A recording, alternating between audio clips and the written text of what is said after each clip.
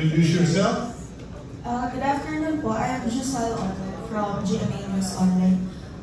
Specific question for Dr. Lulu. Ma'am, you've been calling po for the FDA approval ng license ng Qdenga for years now. And Health Secretary Ted Herbosa said that last year, baka daw po i-approve na, but until now, wala pa po. So, ano po kaya yung, saan po kaya yung backlog nito? And ano po yung reason bakit hindi pa siya napapasa? Ang sabi natin doon, na-apply na itong bagong bakuna since April of 2023. So 2 years na. Karaniwan, ang pag-license takes about a year, plus or minus 6 months. Maalala nyo yung Dengvaxia, from May to December, na-lisensyahan. Within 6 months. Ito, 2 years na, wala pa. Ako bilang isang principal investigator nitong bagong next generation vaccine, anxious dahil talaga naman po mahigit ng 10 taon, baka 15 years na nanaleksikan itong bagong generation. Actually, marami pa pong nasa pipeline. Pero unti-unti yan sa pag-develop. And eto nga, sabi ko, ang tanong mo bakit? Pareho tayo ang tanong bakit? Yung FDA natin, ang meron pong authority, regulatory authority, lahat po na dapat magamit na gamot, bakuna, biological, dadaan po yan sa FDA. And yun nga po ang appeal na binasa ni Captain Dr. Wow. Palakpakan niyo po si Captain, tuwa ako sa kanya kasi ngayon ko lang nakita talaga na ang ating military ay napaka-aktibo na. Di ba magandang signo siya na lahat tayo ay magsasama-sama. And correction lang pala, Sito, hindi namin tinetesting sa military. Pag ginamit sa military, ay sigurado na yan safe. Yes, ma'am. Hindi mo natin ginagamit na pang-testing ang military. Okay. In fact, yan ang pinapangalagaan natin ang military natin. Kasi sila yung na-expose sa kagat ng lamok. Alam niyo po yung malaria vaccines, military po yung ginamit. Kasi sino po ang nasa combat? Okay, follow-up question? Ma'am, and for the record lang po, ano pong developments yung na-observe natin sa other countries that have been using these vaccine po? May mga improvements po ba sa dengue cases nila over the past year? Actually, mahirap sabihin ang impact until after years. Kaya nga 5 years. We need at least 5 years to see the impact. Yan ang sinabi ng WHO. Hindi yan ura-urada, binigyan mo ng bakuna ngayon. Sabi mo, bukas hindi na siya magdinig. Hindi, kasi may seasonal variation ng dengue. It takes time. You will need to see the surveillance. Importante ang surveillance. Di ba yan ang ating first pillar? Pero sa Europa, ginagamit na yan as a travel vaccine. Anong ibig sabihin nun? Meron lang pong pumupunta sa mga lugar na endemic na gumagamit ng bakuna. First dose, kasi 2 doses po yung Qdenga eh. First dose, tapos aalis sila. Pagbalik nila, which is 3 months later, would be dun yung second dose. Kasi yun po yung new dengue ngayon, Qdenga vaccine. 2 doses po yan, 3 months apart. So sa Europe po, meron nang gumagamit na kung pupunta sila sa Pilipinas, at alam nilang may dengue dito sa Pilipinas, kukuha sila ng first dose, pagbalik nila, the second dose. At least, protect them. Last na lang po from my part. Yung letter po na pinakita kanina for President Marcos, napadala na po ba ito sa Malacanang, ma'am?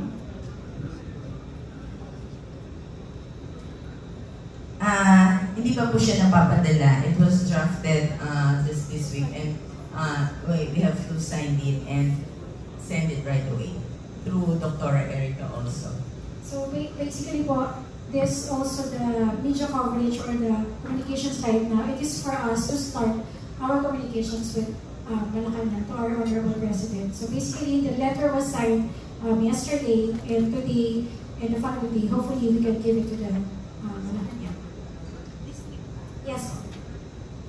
Okay. Next question. Hi. Good afternoon po. Bien Manalo from PTV4. This is for everyone po. Handa na po ba tayo maglabas ng bagong dengue vaccine?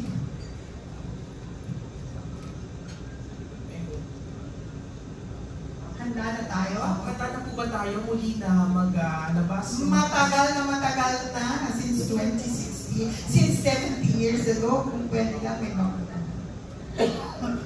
Kasi po, may isang barangay po sa Quezon City na muli kinonsidera na magpakawala ng mga palaka bilang solusyon sa dengue, pagtaas ng kaso ng dengue. Ano po masasabi niyo dito to?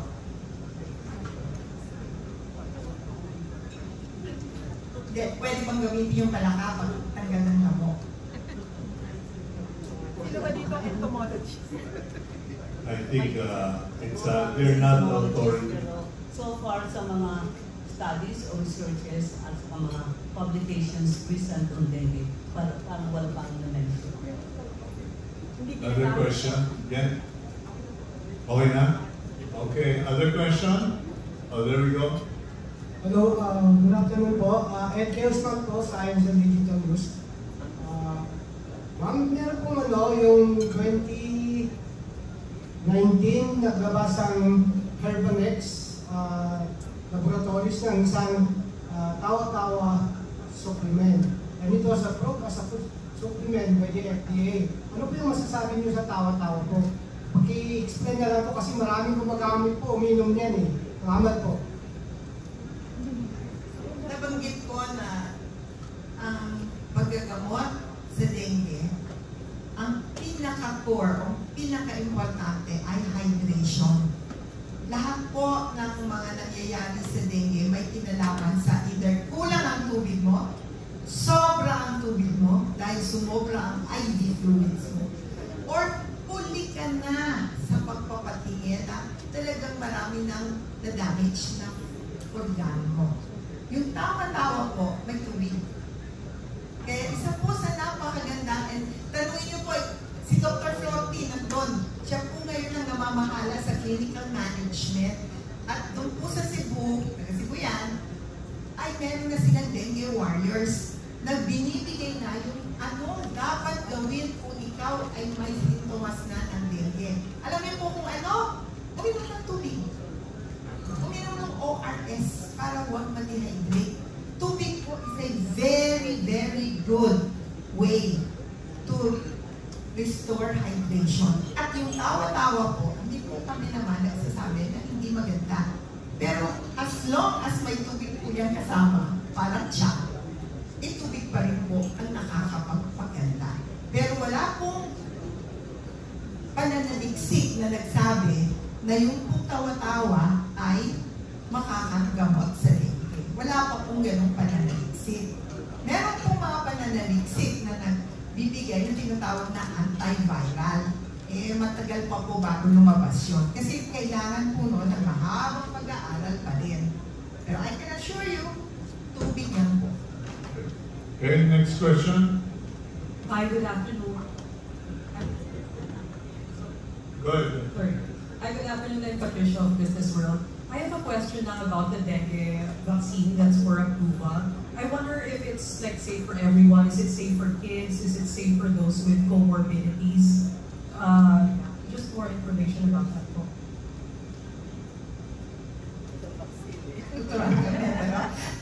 Si Dr. Rose Capeling po ay isa sa mga namuna sa pananaliksik sa dengue vaccine. Siya po ang multi-awarded Dr. Jose Rizal Memorial Awardee sa research. Dahil 10 taon po niyang pinag-aralan yung dengue. Sabi siya. Tapos anong nangyari? Diba? Alam niyo na yung nangyari doon. Ako po, sumali naman doon sa Qdenga. And ginawa po namin yan, 10 taon, wala po kami nakitang signal na yan po ay makakasama. Ganun din po yung dengue vaccine. In fact, gusto ko ibalik yung nakaraan. Kasi marami tayong pinapakinggan ng misinformation isabihin ko po sa inyo ngayon, I assure you, sa 10 taon pag-aaral namin ng Udenga, wala pong nakita makakasama. Pwede po na mas mahina ang efficacy doon sa mga hindi pa nagkakaroon ng dengue. Totoo po yan. Dahil yung pong nagkaroon ng dengue, parang mas maganda ang efficacy, mas mataas. Pero alam niyo po sa bakuna, ang importante po is hindi kayo ma-ospital at hindi kayo mamamatay. Kasi kagaya po ng COVID, di ba? Pwede din kayo magkasakit, pero hindi kayo ma-ospital o hindi kayo magiging severe. Kasi wala pong bakuna na makakapagbigay ng 100% assurance na hindi na kayo magkakasakit o hindi na kayo magkakaroon ng symptoms. Wala pong ganun bakuna. Pero kaya po kami gumagawa ng pananalisis upang ipakita na yun po ay hindi po nakasama. Okay. Pwede lang. Dr. Marian? Gusto ko lang mag-add kay Dr. Lulu kasi na-mention mo for those na nagka-dengue na, no? So, maganda mas better ang efficacy. Pero actually, sa mga pag-aaral, no? May mga madaming pag-aaral na madami tayong mga tinatawag na asymptomatic, no? Or those with inapparent infections. Talagang pwede lang mild fever, pwede walang nararamdaman, pero it's about 50% studies yun. Ang iba nga mayroon individual study na 70%, but yung may recent study on parang global prevalence na tinatawag asymptomatic. Walang nakikitang symptoms, but mga 59, almost 60% yun is walang manifestations, pero may dengue nakikerry siya ng dengue virus. So, ito din ang in terms of tinatawag natin ng mga seropositives, no? Maski wala siyang nararamdaman, pero kung kuhanan mo, pwede na ka-dengue na siya. Or for example, during this outbreak, pwede, like for example, sa 1,000, pwede, or like 100, pwede 50% of those, wala siyang manifestations, pero nakikerry siya ng virus. So, ito nga ang tinatawag several years ago, yung sama, of course, parang ilan na years kami nag-aaral ni Dr. Lu in terms of dengue, no? So, may tinatawag namin yan na silent ticking bomb, no? Yung nakikerry ka ng virus, pero wala ka hindi ka nagmamanifest. So, pero naglalabas ka ng virus kasi kinakagat ka, so sinatransmit ng mosquito. So, tuloy-tuloy ang pag-spread ng virus sa community. Kaya it's very important talaga na kaunting nararamdaman, or actually maganda ng pag-studyhan dito sa atin sa PMA. For those, like for example, in an outbreak, tingnan natin doon sa malapit or within the household or within the community, tingnan natin, almost 50% will be positive for the virus. Thank you, Doctor. Thank you. Hello? I just want to ask, since there were alleged deaths caused by the infection back in 2018, what can we do to boost confidence in this new vaccine that's coming up? Alam mo, gusto ko sumagot niya si Sito. Kasi kanina nagkukwentuhan kami, anong ginawa mo, Sito, doon sa mga nakita na matay? I'm supposed to be the moderator, not resource Pero person. maganda yung ginawa ni Sito. But I got a copy of the DOJ study of the cases, I think 70. And I went line by line of every child that died. And I even used Dr. Google, Dr. T. Hindi ko kayo matawagan, so nag-Dr. Google na ako, no? They died of TB. They died of lymphoma.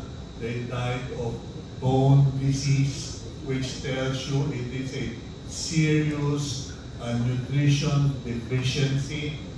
Lahat po nung nakalagay doon sa DOJ summary indicated only one had dengue. It did not even say it died directly because of dengue. Hindi ako defender ng dengue.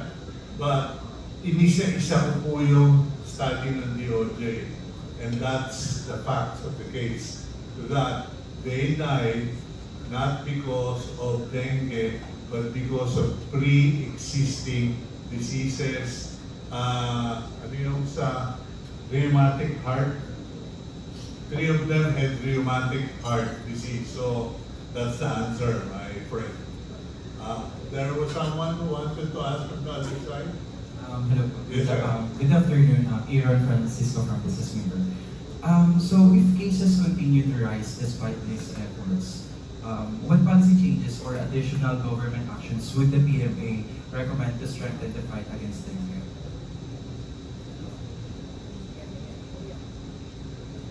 Our first step is starting this coalition, the End Dengue Coalition, that's empowering networks to defeat dengue. The PMA is the mother umbrella of all the medical associations in the Philippines. All specialties, all divisions, no? And for the part also of the PMA, it was mentioned, Sir Sino, during the media before, right? That if you wanted to announce something or make it known, you pass through the Philippine Medical Association, because the Philippine Medical Association would know where to direct all the concerns. No? Is it infectious? Is it cardiac? Is it medical? Is it surgical? So you can go direct to the PMA. We have our website, and if you have concerns. But this concern does not include those like if you're needing doctors to treat you, because our doctors are already assigned in all the hospitals in the Philippines, both private and government hospitals. So with that, and also the PMA can disseminate information abilis, no? Because we have the group already, and we can also deal on misinformation, aside from the awareness. Most important is the misinformation. We have doctors even to the barrios. We are present in the 17 regions, as I've said a while ago. So it will be easy for us to disseminate information. Okay. Just so our friends in media know, the PMA very recently underwent media training. The intention was for them to better understand your working parameters, ano yung mga kailangan nyo, and what Dr. mentioned, para hindi na tayo pumupunta ng kung sino-sino, sabi-sabi, etc. Go to the PMA first and ask them what the facts are. Ask them who you can interview, para sa ganon, nababawasan natin ang misinformation. Yun po. Alright, so since nabanggit na rin po naman yung misinformation po, so could you please provide an examples of common misconceptions or potentially harmful beliefs about dengue? On the vaccine, is it nakakamatay? No, I think that's the #1 misinformation, no? Other signs and symptoms, clinical, doctor, you can add. So, Dr. may I add? So basically, under the communication and advocacy, I'll present that later in our 7 p.m. Presentation. We will be having this myths and facts about dengue. So I can tell you kasi later ko siya i-present. So there are lots of myths and facts about dengue. So it's like a World Health Organization myths and facts. But this one is about the misconceptions or yung mga maling nating paniniwala about dengue. So mamaya i-present ko yun. And that will be like every month we have different types of myths and facts. So every Filipino, at least malalaman nila kung ano ba yung tama or hindi about sa dengue. Hindi ko lang siya ma-reveal ngayon kasi as part siya ng presentation later. But it has a illustration which is part of it's like mga one set up like that. So yun yung medyo i-add natin natin. So medyo sobrang Filipino style yung magiging myths and facts na presentation. Thank you po. Okay, next. Any other question? Mukhang magpo-finish na tayo dahil kailangan nyo lang mag-report sa mga kopya. Okay? Hi, good afternoon. I'm Michael from Making Plans po. Na-notice ko lang, wala po yung Department of Health. So, ano po yung magiging role ng DOH for the campaign, coalition launch for the and dengue? Yes, so basically for that, your question, of course, the Department of Health is also part of this. That's why we said government, national, international, and local partner stakeholders. So, of course, the Department of Health is part of this coalition. That's why with the Philippine Medical Association just started the coalition. But of course, this is the start to disseminate the information and, of course, iparating to sa Department of Health, to our government, to our stakeholders, the youths, and everyone. That's why our name, Empowering Networks Defeat Dengue, is not just the medical institution or association, it's everyone. And of course, sabi ko kanina, the BJI is part of it, to send the information. Okay, I'd like to emphasize what Dr. Davillo mentioned. I'm appealing as a fellow practitioner. Can we please get together and do what we can for dengue? My wife got dengue. My apo-apohan got dengue. She now breathes through her throat because of that. And people are dying. We have friends who are dying. And I think we need to stop this. You, our friends in media, are the most powerful in this fight because you are the one who have the capacity to inform Filipinos. You are the one who have the capacity to influence policymakers and decision makers. We thank you for joining us today. We thank you for making time.